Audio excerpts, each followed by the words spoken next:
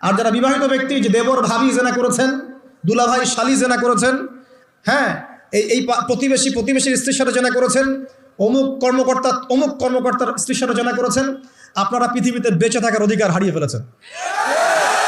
কারণ একজন বিবাহিত ব্যক্তি যদি জেনা করে, তার একটা শাস্তি ইসলামে, সেটা হলো রজম। তাকে কোমর পর্যন্ত মাটিতে পুঁতে ফেলে পাথর নিক্ষেপ করে হত্যা করতে হবে। এটা ইসলামের বিধান। এই বিধান এখন চালু করা যাবে না। এই বিধান এখন পৃথিবীর কোথাও আছে বলে আমাদের জানা নাই। হয়তো অল্প কিছু জায়গায় থাকতে পারে, এটা আল্লাহর ইচ্ছা। বেশিরভাগ জায়গায় এইসব বিধান নাই, কিন্তু আল্লাহ পাকের আসমানে এই বিধান আছে। জমিনে এইসব বিধান নাই ঠিকই, বাট আল্লাহ পাকের আসমানে এই বিধান আছে। মৃত্যু হয়ে গেলেই শাস্তি ভোগ করবে যদি তওবা না করে মারা যায়। আর জেনা করলে, অবিবাহিত হলে শাস্তি হচ্ছে 100 বেত্রাঘাত। তোমরা যারা এখন জেনা করেছো বা করছো, এখানে উপস্থিত আছো বা এই লেকচার শুনবে, ছেলে বা মেয়ে যেই হও না কেন, তোমাদের ঘাড়ের উপরে এক একটা জেনার জন্য 100 বেত্রাঘাতের শাস্তি ঝুলে আছে। এই কথা তো কলিজার মধ্যে পৌঁছালো না। একবার জেনা করেছো, তোমার কাঁধের উপরে 100 বেত্রাঘাতের শাস্তি ঝুলে আছে এখনো, এবং 1 বছরের নির্বাসন তোমার জন্য ঝুলে আছে। সূরা নূরের 1 থেকে 4 নম্বর আয়াত পড়ে দেখবে। তবে যদি আপনারা তওবা করেন, এই শালি তুমি যদি তওবা করো, দুলা ভাই যদি তওবা করে, এই দেবর যদি তওবা করে, ভাবি যদি তওবা করে, আল্লাহ পাক রাতের অন্ধকারের তওবা আল্লাহ পাক কবুল করতে পারেন।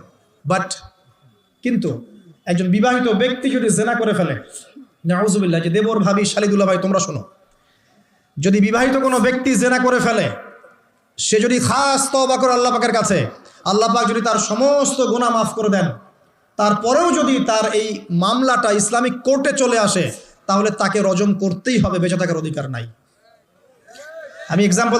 আমি দলিল দিচ্ছি, শোনেন। নবী সাল্লাল্লাহু আলাইহি ওয়াসাল্লামের একজন সাহাবী, মহিলা সাহাবী, তিনি পাপ করে ফেলেছেন। কি করেছেন? জেনা করে ফেলেছেন। বিবাহিত ব্যক্তি ছিলেন। নবীর কাছে এসে বলছেন, ইয়া রাসূলুল্লাহ তাহিরনি, আমাকে পবিত্র করুন, আমি অন্যায় করেছি। নবী সাল্লাল্লাহু আলাইহি ওয়াসাল্লাম বলছেন, মুখ ফিরিয়ে নিচ্ছে, একবার ডান দিকে মুখ ফিরাচ্ছেন, একবার বাম দিকে মুখ ফিরাচ্ছেন। নবী শুনতে যাচ্ছেন না, কারণ এটা কোর্টে চলে আসলেই বিপদ।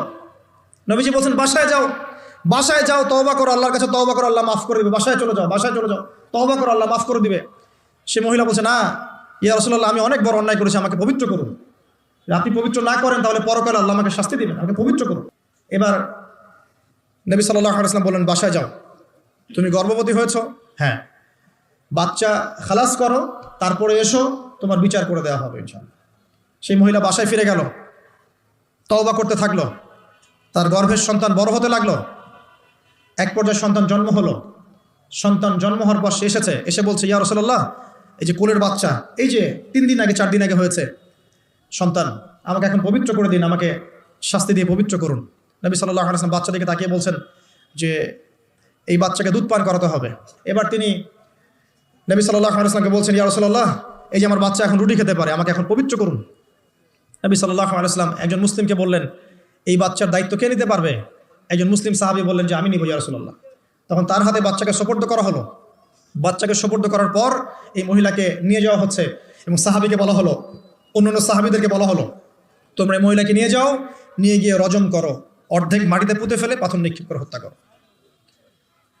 এবার সাহাবীরা এই কাজ করছেন। খালিদ বিন ওয়ালিদ রাদিয়াল্লাহু আনহু, বিখ্যাত বীর সাহাবী, তিনি তখন মুসলিম হয়েছেন এবং অনেক যুদ্ধের নেতৃত্ব দিচ্ছেন। তিনি একটা পাথর নিক্ষেপ করেছেন, এই নিক্ষিপ্ত পাথরের আঘাতে রক্তের ফিনকি ছিটকে এসে খালিদ বিন ওয়ালিদ রাদিয়াল্লাহু আনহুর এই যে কাপড়ের মধ্যে পড়েছে। তখন খালিদ বিন ওয়ালিদ রাদিয়াল্লাহু আনহু তিনি বলছেন, ছি, আমার কাপড়ে একজন ব্যভিচারী নারী রক্ত পড়লো, এরকম একটা স্টেটমেন্ট তিনি করেছেন। তখন নবী সাল্লাল্লাহু আলাইহি ওয়াসাল্লাম রাগ করে বলেন, ইয়া খালিদ, তুমি থামো, তুমি জানো এই মহিলা অন্যায় করার পর এমন তওবা আল্লাহর কাছে করেছে, এত বেশি তওবা সে আল্লাহর কাছে করেছে, বিগত এই সময়গুলোতে এই তওবা যদি পুরো মদিনাবাসীর মধ্যে ভাগ করে দেওয়া হয় তবুও কম হবে। এবং সেই মহিলা এখন জান্নাতে আছে, জান্নাতে নদীতে সাঁতার কাটছে ইনশাআল্লাহ। আমি বুঝাতে পারলাম কিনা? এই মহিলাকে আল্লাহ পাক মাফ করে দিয়েছেন, তিনি জান্নাতে আছেন ঠিকই, দুনিয়াতে তার বিচার নবীজি করেছেন তারপরেও। আমি কি বুঝাতে পারলাম যে বিবাহিত ব্যক্তি ব্যভিচার করলে কিরকম শাস্তি হবে?